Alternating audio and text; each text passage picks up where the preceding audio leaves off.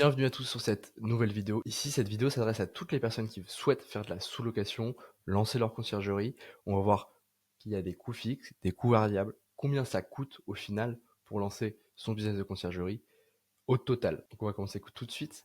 Alors, tout d'abord, on a les frais variables. Donc on a la création de société. Voilà, ça peut varier entre 300 et 500 euros. Moi, je suis passé par le leader français, la startup, la création de société. C'est une startup, c'est Legal Place. Donc elle est très très forte sur la création de société. Par contre, je vous déconseille de faire le compte professionnel, le comptable chez eux. Ils sont pas encore au point. Mais sur la création de société, je parle de mon expérience personnelle, ça passe super bien. Donc on est sur 300 euros. On va voir que quand on crée une société, on va avoir des charges fixes. On va voir au fur et à mesure de la vidéo. Donc tout d'abord, nous avons les charges fixes du business Airbnb. En fait, il y a une mise en place. Tout d'abord, il va falloir un logiciel. Le premier logiciel, c'est le Channel Manager. Channel Manager, il sert à synchroniser les calendriers sur plusieurs plateformes. Pourquoi il va falloir se mettre déjà sur plusieurs plateformes pour maximiser son revenu et sa visibilité? Vous allez vous mettre sur Airbnb Booking et en fait, le Channel Manager va vous éviter que vos calendriers s'entrechoquent. Éviter d'avoir des réservations en double. Le Channel Manager permet d'envoyer des messages automatiques aux voyageurs, permet de s'assigner le ménage, permet aussi de voir un peu ce que vous gagnez, d'avoir une sorte de tableau de bord.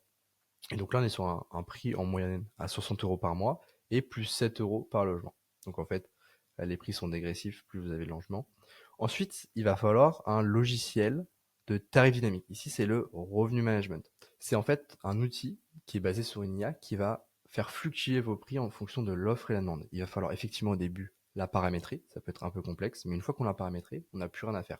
Qu'est-ce qu'il va faire? Il va se câbler sur vos concurrents directs, sur la saisonnalité, sur s'il y a des événements, des concerts, etc. Il va faire fluctuer le prix. Donc là, ici, c'est 50 euros par mois, ce logiciel, et c'est plus 5 euros par logement.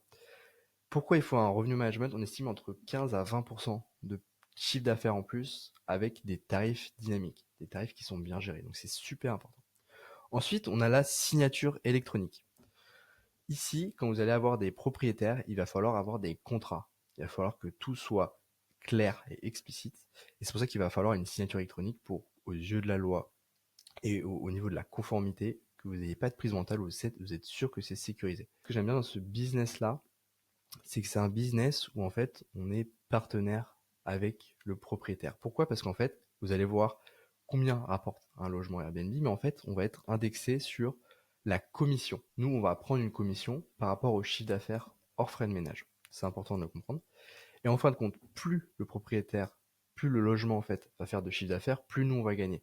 Donc en fait, on n'est plus en tant que juste prestataire, on est en fait à titre associé. Donc en fait, c'est du gagnant-gagnant.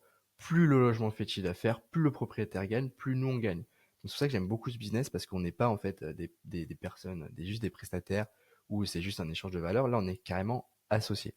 Et c'est pour ça qu'il faut avoir un contrat clair, explicite et il faut bien comprendre. Et donc en fait, sur ces charges fixes liées au business de Airbnb et de la conciergerie de la sous-location, on est sur un total de 122 euros par mois. Comme je vous ai dit, ensuite il y a la création de société. Quand vous avez créé votre société, il y a des charges fixes qui sont liées à elle. On va voir lesquelles. Tout d'abord, il va falloir la domicilialisation. En France, c'est obligatoire. Il faut que vous ayez une boîte aux lettres physique pour que vous puissiez recevoir toutes vos lettres liées à votre société. Et donc moi, je passais par Legal Place, qui me fait ma domicilialisation. Ils sont très très pros. Ils sont vraiment très très forts là-dedans parce qu'en fait, ils vont scanner toutes vos lettres le jour J, le jour même. Et si vous les voulez en physique, il va falloir payer, je crois, 50 centimes, mais c'est très rare que vous ayez besoin des lettres en physique pour votre société. Compte bancaire, pro, c'est très important parce que si vous avez des gros volumes payés, etc., il faut que vous ayez des plafonds beaucoup plus hauts. Donc c'est pour ça qu'on va avoir un compte bancaire qui soit professionnel. Ici, Legal Place le proposait. Je suis pas du tout affilié, hein. Je suis vraiment en train de vous conseiller les choses les plus importantes et ce qui fonctionne le mieux. Ils sont très mauvais dans le côté bancaire. Du coup, moi, je passe plutôt par des sociétés spécialisées. Donc moi, j'utilise actuellement Kanto et franchement, c'est vraiment très très propre. Et Revolut Business a sorti une verticale sur ça. Moi, j'utilise Revolut pour tout ce qui est extra, tout ça, j'adore. Et malheureusement, j'ai pas eu le temps de sauter sur l'occasion, c'était pas encore sorti.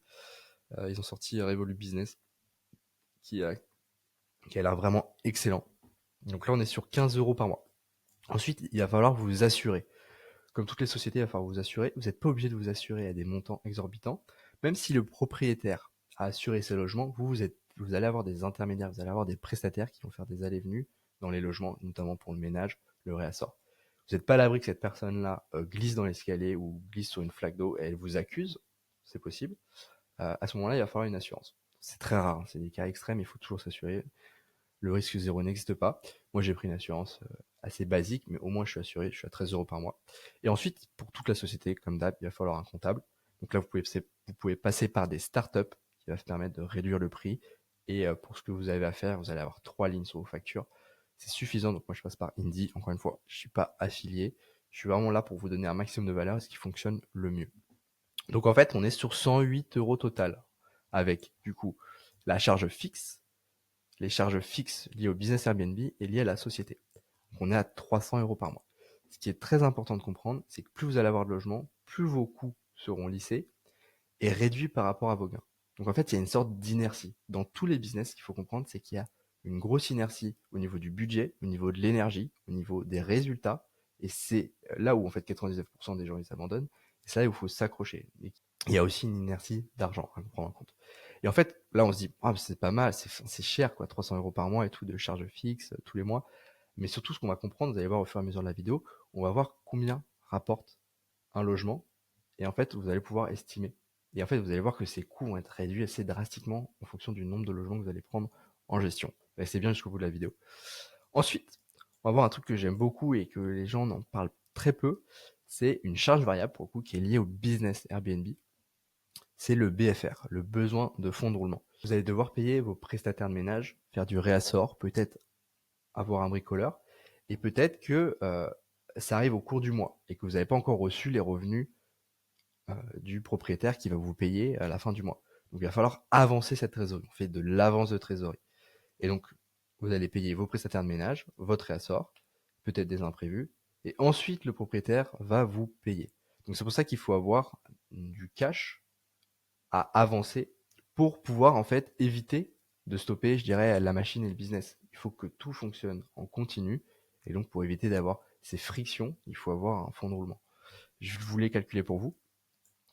Donc pour le ménage, en fait, on est à peu près à 200 euros par logement. Donc en général, il y a entre 8 10 check-in de ménage.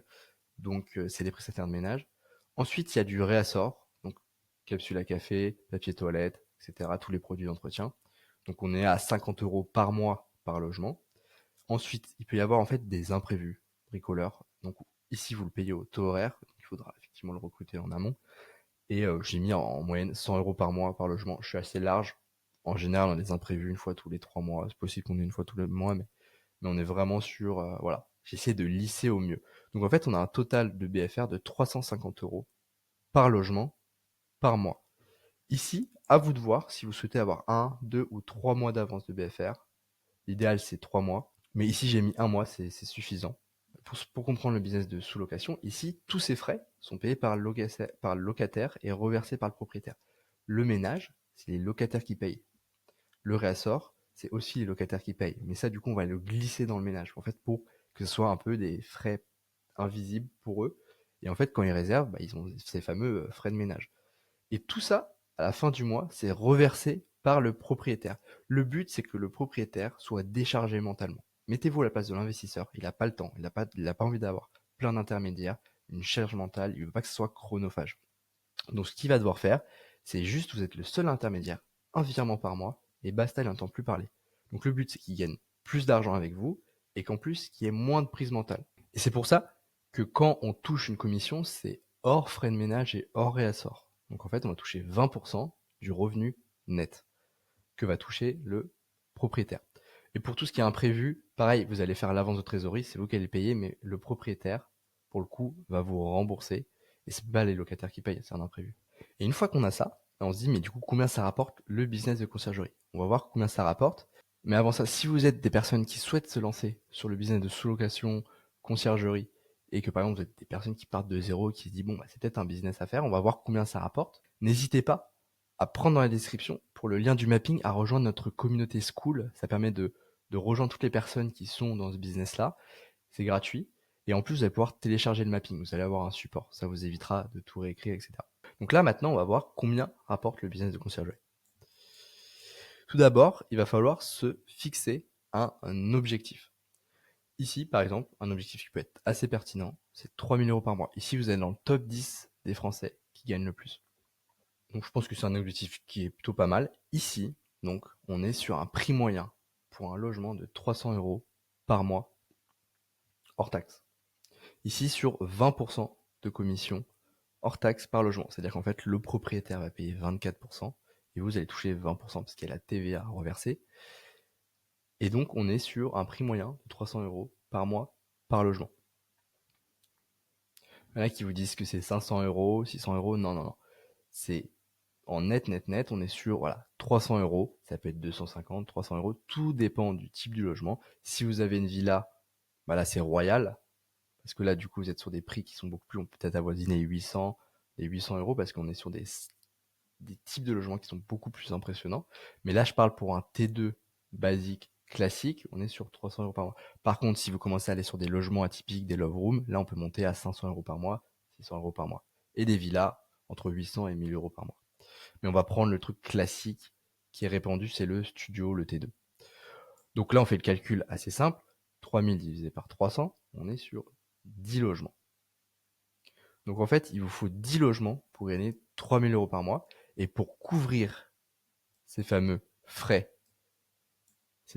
fixes, 300 € par mois, un logement suffit. Par contre, comme je vous l'ai dit, plus vous avez de logements, plus ça augmente. Mais c'est ridicule par rapport à ce que vous payez au départ.